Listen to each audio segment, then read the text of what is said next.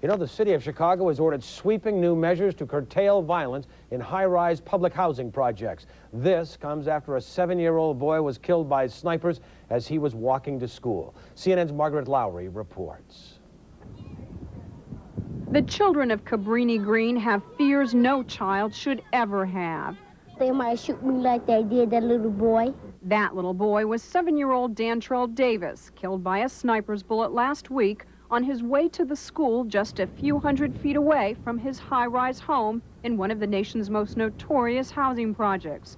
Police say 34 other children under the age of 13 have been murdered in Chicago so far this year. Most of them black, most of them poor, all of them innocent. Dantrell Davis was the third student to die from this elementary school alone. But his death has galvanized the city, perhaps because safety features already in place weren't enough to protect him. You got a squad car 100 yards away from where he was killed. You got tenant patrols watching over the schoolyard, and he's dead. I mean, and it could happen to anybody.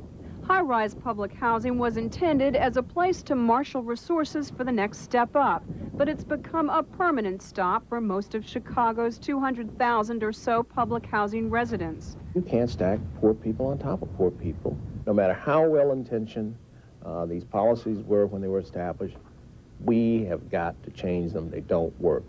Lane wants to change Cabrini's very nature by bringing in working families and had suggested using National Guard to help police sweep and secure it and other projects. Effectively seal off low-occupancy buildings that attract gangbangers. But after meeting with Mayor Richard Daley, other steps were announced Monday, closing some buildings, including the one from which Dantrell was shot.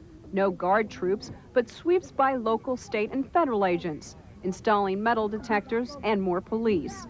A Cabrini resident has been charged with Dantrell's murder. Still, children do not walk alone here. Walking to school every day? Why? Pick them up just to be safe. Try to be safe.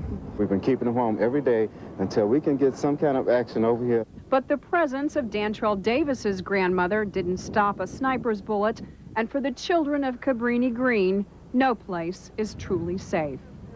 Margaret Lowry, CNN, Chicago.